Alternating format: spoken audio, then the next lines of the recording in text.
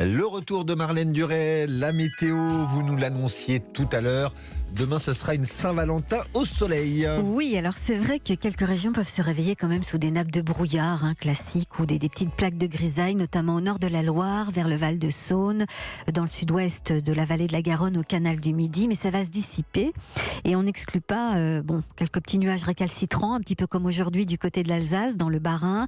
Il peut y avoir un peu de grisaille et puis en Bretagne aussi, dans le sud Finistère, puisque le vent va ramener probablement un petit peu de grisaille comme ça de l'océan.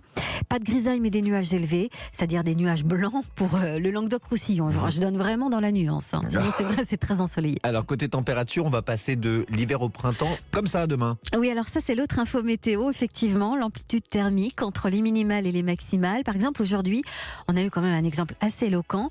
Dans le département de l'Ain, à Ambérieu précisément, passé de -5 ce matin à 17 cet après-midi. On a gagné 22 degrés en quelques heures.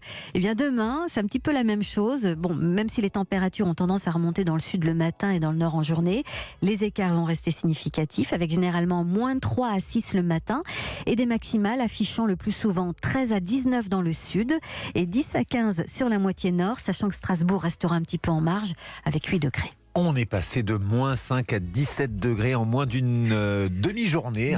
Incroyable statistique d'un mois de février 2023. Mais c'est ainsi. Merci Marlène Duret. À tout à l'heure 23h pour un nouveau point météo.